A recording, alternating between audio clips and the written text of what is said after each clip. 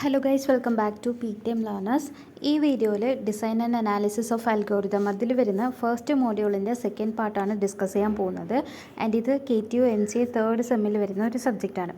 And ഇപ്പോൾ ഇതിൽ asymptotic notations, പിന്നെ examples of time complexity problems ഒക്കെ അപ്ലോഡ് ചെയ്തിട്ടുണ്ട്.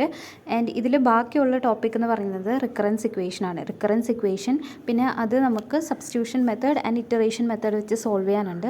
അപ്പോൾ ഈ ടോപ്പിക്കാണ് ബാലൻസ് ഉള്ളത്. ബട്ട് അതിലൊരു ചെറിയ കൺഫ്യൂഷൻ ഉണ്ട്. അപ്പോൾ ആ ഒരു topic for the time being അത് സ്കിപ്പ് ചെയ്തിട്ട് അടുത്ത ടോപ്പിക്ക് അപ്ലോഡ് ചെയ്യാം. അപ്പോൾ ഈ വീഡിയോയിൽ ഡിവൈഡ് ആൻഡ് കോൺകർ മെത്തേഡിൻ്റെ കൺട്രോൾ അബ്സ്ട്രാക്ഷൻ ആണ് നോക്കാൻ പോകുന്നത്. നെക്സ്റ്റ് വീഡിയോയിൽ merge sort, quick sort and matrix multiplication നോക്കാം. ഡിവൈഡ് ആൻഡ് കോൺകർ മെത്തേഡ് ഇതെന്ന് പറയുന്നത് ഒരു ടോപ്പ് ഡൗൺ അപ്രോച്ചാണ്. അപ്പോൾ ഇതിൻ്റെ നെയിമിൽ തന്നെ ഉണ്ട് ഡിവൈഡ് ആൻഡ് കോൺകർ. അപ്പോൾ ഒരു പ്രോബ്ലം കിട്ടുവാണെങ്കിൽ ആ ഒരു പ്രോബ്ലത്തിനെ നമ്മൾ സബ് പ്രോബ്ലമായിട്ട് ഡിവൈഡ് ചെയ്യും. ഇപ്പോൾ ഒരു പ്രോബ്ലം P എന്നുണ്ടെങ്കിൽ അതിന് P1, P2, P3 ഇങ്ങനെ Pn വരെ ഡിഫറെൻറ്റ് സബ് പ്രോബ്ലംസ് ആയിട്ട് ഡിവൈഡ് ചെയ്യും. എന്നിട്ട് ആ ഓരോ സബ് പ്രോബ്ലത്തിൻ്റെയും സൊല്യൂഷൻ കണ്ടുപിടിക്കും. എന്നിട്ട് ഈ സൊല്യൂഷൻസ് എല്ലാം കമ്പൈൻ ചെയ്തിട്ടാണ് നമ്മൾ ഫൈനൽ സൊല്യൂഷനിലോട്ട് വരുന്നത്. അതാണ് ഡിവൈഡ് ആൻഡ് കോൺകർ മെത്തേഡ്. ഈ ഡിവൈഡ് ആൻഡ് കോൺകർ മെത്തേഡിൽ മൊത്തം 3 പാർട്സ് ആണുള്ളത്. സോ അതിൽ ഫസ്റ്റ് ഉള്ളതാണ് ഡിവൈഡ്. അപ്പോൾ ഒരു പ്രോബ്ലം കിട്ടുവാണെങ്കിൽ അതിനെ നമ്മൾ സബ് പ്രോബ്ലംസ് ആയിട്ട് ഡിവൈഡ് ചെയ്യണം. ഓരോ പ്രോബ്ലത്തിനെയും സബ് പ്രോബ്ലമായിട്ട് ഡിവൈഡ് ചെയ്യണം. ഇനി സെക്കൻഡ് ഉള്ളത് കോൺകർ. നമ്മളിപ്പോൾ ഓരോ പ്രോബ്ലത്തിനെ സബ് പ്രോബ്ലമായിട്ട് ഡിവൈഡ് ചെയ്തില്ലേ, ആ സബ് പ്രോബ്ലത്തിനെ നമ്മൾ സോൾവ് ചെയ്യണം. റിക്കേഴ്സീവ്ലി അതിലുള്ള എല്ലാ സബ് പ്രോബ്ലത്തിനെയും നമ്മൾ സോൾവ് ചെയ്യണം. അതാണ് കോൺകർ.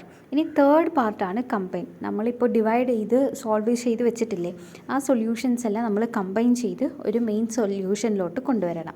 അപ്പോൾ ഡിവൈഡ് ആൻഡ് കോൺകറിലുള്ള 3 പാർട്സ് ഇതാണ്: ഡിവൈഡ്, കോൺകർ ആൻഡ് കമ്പൈൻ. അപ്പോൾ ഇതിൻ്റെ കൺട്രോൾ അബ്സ്ട്രാക്ഷൻ നോക്കാം. ഇതെങ്ങനെ ചെയ്യണമെന്ന് അതിൻ്റെ ഒരു അൽഗോരിതമാണ്. ഡിവൈഡ് ആൻഡ് കോൺകറിൻ്റെ ഒരു കോമൺ അൽഗോരിതമാണ്. അപ്പോൾ അൽഗോരിതം സ്റ്റാർട്ട് ചെയ്യുന്നത് അൽഗോരിതം DNC ആണ്. DNC means divide and conquer. അതിൽ പാസ് ചെയ്യുന്ന ഈ P ആണ് പ്രോബ്ലം.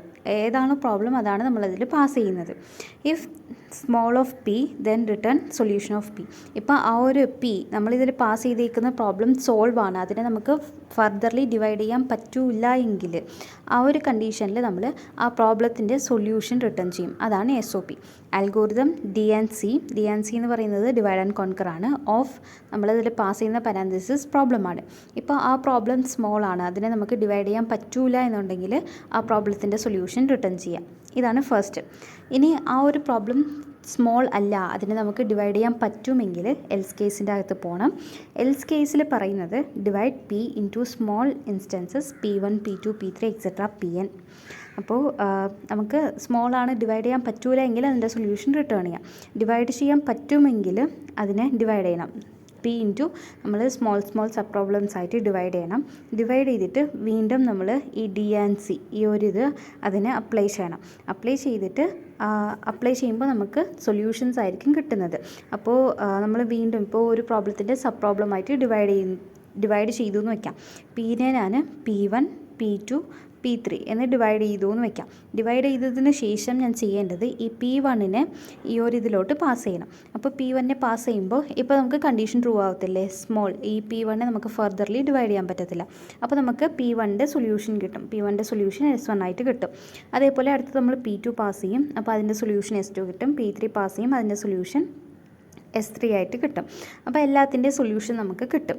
അപ്പോൾ നമ്മൾ ആദ്യം ഡിവൈഡ് ചെയ്യണം, എന്നിട്ട് ഡിവൈഡ് ആൻഡ് കോൺകർ അപ്ലൈ ചെയ്യണം.